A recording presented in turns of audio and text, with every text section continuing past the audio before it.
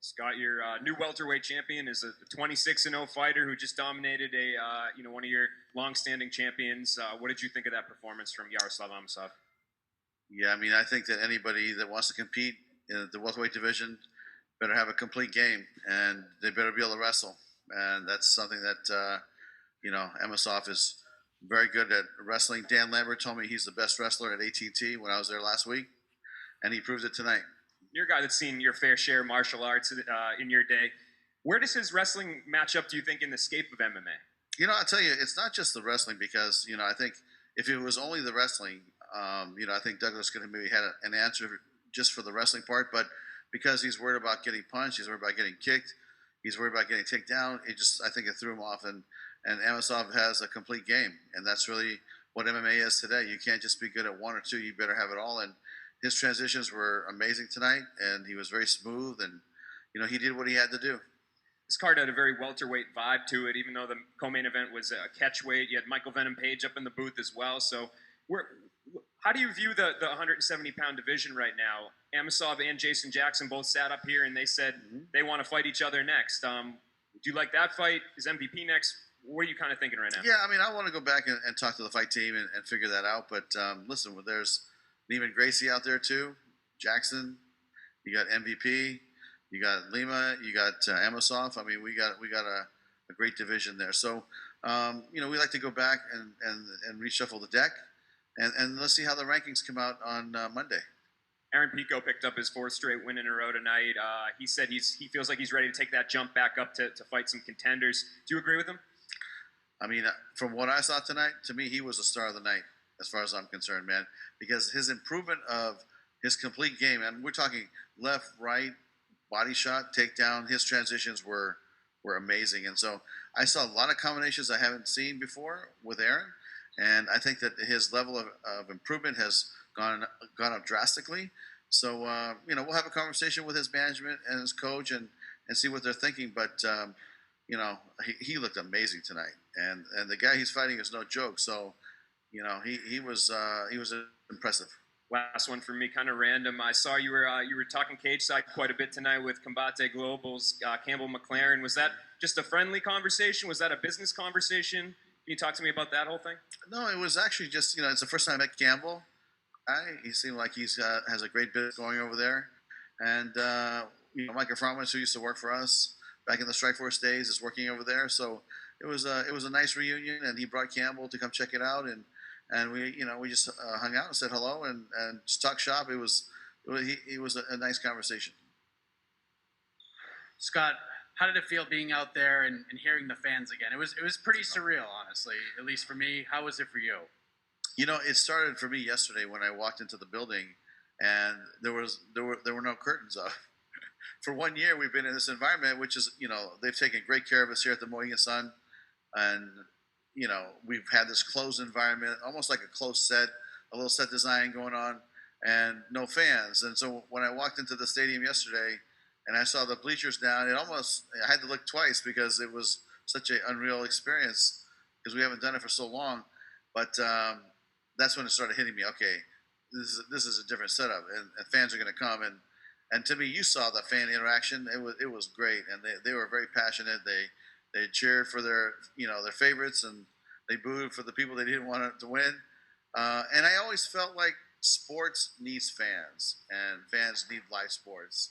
So tonight was a great return for us, and we'll be back in 2 weeks with the same setup, same amount of people, and then in July we'll pick it up, and hopefully by let's say September onward, it'll be kind of business back to usual, business as usual.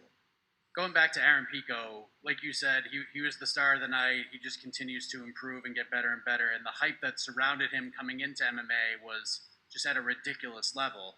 Do you feel like he's exceeded your expectations at this point in your career, or do we still have to wait a couple more to sort of gauge that? I tell you, what I saw tonight was spectacular and tremendous growth from where I saw him fight last time. And really, I think he's more on the program of what we're looking for now, and the frequency of which we'll fight him will be more than we did before.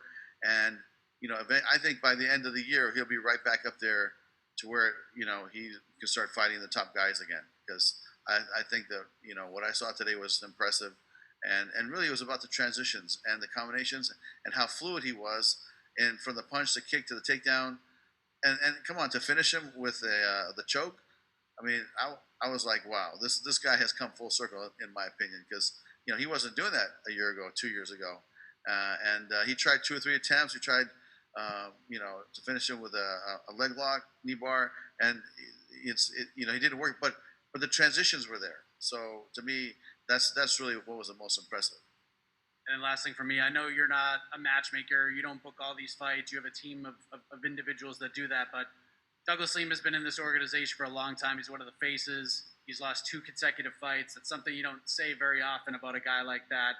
What would you personally like to see next for him? Would you like to see him just kind of take a break and reflect and come back? Or do you want to see him sort of get right back in there? Have you talked to him at all since the fight? No, I haven't talked to him, but that's really going to be up to him. I mean, the guy is a great fighter, right? He got out wrestled tonight, and that's otherwise you're going to get taken down. You're going to be on your back all night, and or you better be able to scramble and get back up. And you know what? It just didn't work out for him tonight. He could have had off night, but to me, I wouldn't mind seeing him fight MVP, right? I wouldn't mind seeing him fight Jackson. I wouldn't mind seeing him fight Neiman Gracie. There's some fights out there for him, but really it's going to be based on what he wants to do, because if he wants to take some time off, then that's fine too. All right, we'll take a couple more questions here. Jim? Hey, Jim Varsalo, Miami Herald. Thank you so much. Hey, between Amosov, Jason Jackson, DeMarquez Jackson, South Florida just has so much talent down here. Just what is it like down here? I mean, coming down here and visiting here and all, and just all the talent that's here and what they mean to Bellator and the card. Yeah, I'm not sure I understand the question exactly. Just South Florida in general. Oh, I see. This area. I mean, this area, South Florida, and just all the talent that's here. I'll tell you, just going to that gym, I went to AT&T last week to say hello to Dan Lambert and just have a look at his gym. I've heard so many great things about it. And here's a guy that, I'm talking about Dan, loves mixed martial arts, has loved MMA, loves the fighters, loves the trainers, he just loves that gym. And if you know Dan's background, he doesn't need to do anything, but he loves to give back to the MMA community, and he loves to have a home for these fighters. And I'll tell you, it was super impressive, because the gym was 40,000 square feet, had everything you needed to become to train as a professional. And he probably had about 100 people working out there. And then he told me, we only allow professionals to train here. We don't have any classes for the general public. So that gym is really just built for super athletes to be professional MMA fighters. And I know Sanford has a gym close by. I haven't had a chance to go look at it yet, but that's another group that has just an amazing facility, amazing trainers. So you're right. In Florida, man, they just it's a fight factory, and it's really impressive. And between those two, there's those 2 gyms. There's AKA in San Jose. Think about the amount of talent that gym has pumped out over the last 15 years. It's unbelievable. And then you got Winklejohn and Greg Jackson in Albuquerque. You got Henzo's Academy. And then there's a few pockets here or there, but those 5 gyms are probably producing, I would say maybe 80% of the talent in MMA. So it's very impressive to see so many great fighters coming out of South Florida now. And lastly, for me, and again, thank you. Do you, Scott, see that this may be a good area then to have Bellator come down, and now with everything opening up, starting to open up again, to having something in South Florida? You have a lot of talent here. Yeah, you're talking about doing fights there in South Florida? Yes, correct. Yeah, you know what? We definitely talked about it, and it's something we're considering. And maybe in the future. I'm not sure if my staff will show up to work though, because being in South Florida, they might not show up. It's definitely a great place to go and celebrate and have a good time. But as far as doing fights, listen, I'd love to go, and we'll start working on it. Giancarlo? Hi, Scott. Great event tonight. Just want to get your thoughts on Yoel Romero. He recently did an interview where he talked about August as being a time where you'd like to get back in the cage. Have you ever had any recent discussions with him on possible opponents? And follow up to that, would a potential fight be an alternate for that 205-pound Grand Prix? Yeah, I mean, as far as when he's going to fight, we have to wait till he's cleared. And as soon as we get that clearance, we'll definitely schedule him right away. We're hoping before the end of the year he'll at least fight one time. As far as being an alternate for the tournament, that's a consideration. But another consideration is to have him move down to 185 and start fighting there, and get him busy. And maybe next year he could fight if Gegard's still a champion, or whoever he fights in the future. We can have a big super fight there. Gabriel? Hey Scott, congratulations on having fans back and a successful evening. My question, I know there's always a lot of talk about there's so many promotions now, getting so-called drafting that talent to the company is a little harder than it was before. When you talk about Yaroslav, what do you remember about maybe your conversations with Rich and when you pretty much signed this guy to be one of your up-and-coming talents in the company? Yeah, you know what? I think it was actually Mike Hogan is the one that told me about him first, and I think Mike is the one that signed him. When a kid is 20, I think at that time he was 22-0 or 21-0, and he could wrestle, he could strike, he could have a great grappling game. Had a lot of high hopes for this kid, and then I think the fight that really stood out to me was him and Ed Ruth. They had a great battle back and forth, and then he had a great fight here with Logan Storley, which to me, that was an amazing fight, fast-paced fight. He won, but that was a very close fight. I think that fight was a split decision, if I'm not mistaken. So you'll see Logan in here getting busy because I'm sure he's going to be motivated to fight Amosov again at some point. But there is a tremendous pool of athletes that would love to fight him, and I think Logan's going to be right up there. But as far as we're out there looking for the best fighters in the world, and Amosov is definitely one of them. And it took a couple years to get here, and now he's a champ. So it all worked out for him. Two more. Ed? Mr. Coker, two questions in regards to what you just said about returning to business as usual. One is, how soon do you think you and Mr. Sakakibara can start doing some sort of business together again? And two is, with Showtime's connection with the recent pay-per-view, Logan Paul. I know you've talked about it enough, but is that something you might have a pin in for the future? Well, the first part of the question was Sakakibara. I mean, Japan is on lockdown. I'm not sure if you heard, but it's definitely closed right now, and I don't think that even for the Olympics next month that they're opening it up to foreigners to go there. So they have their, they're in the middle of their COVID crisis. So who knows? I'm not sure if we'll be able to travel that way for, months and months. Whereas here in the United States, it's kind of light at the end of the tunnel.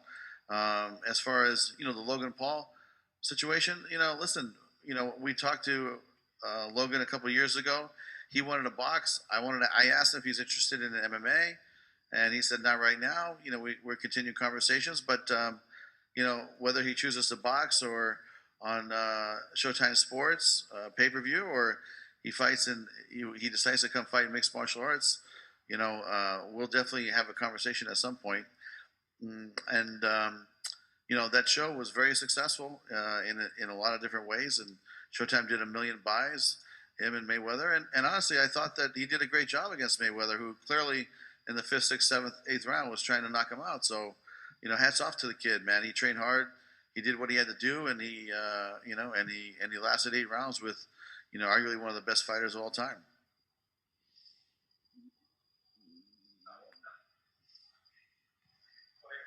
Mike? Oh, hey. How we doing?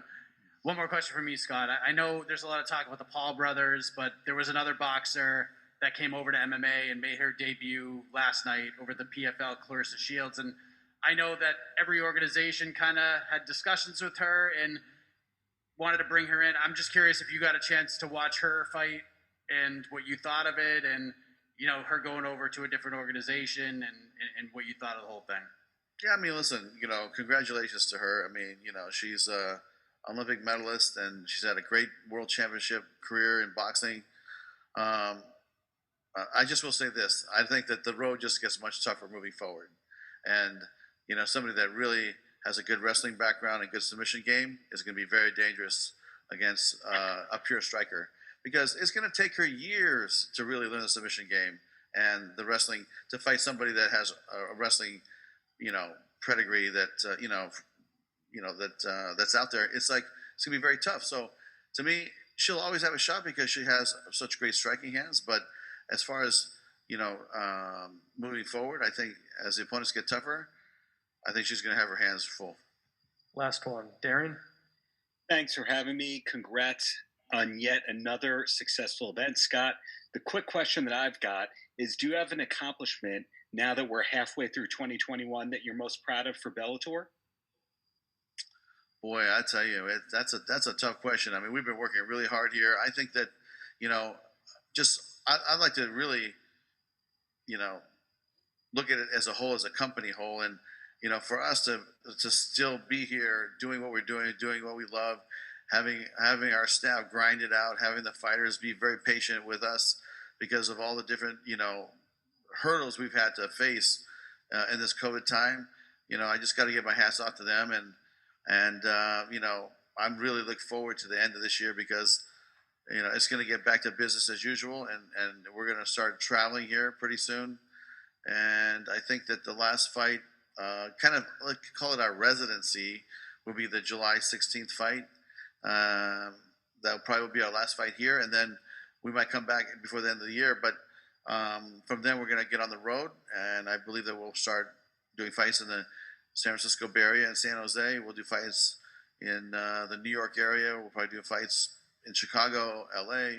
I mean, I think we're going to go back on the road and start hitting it hard again.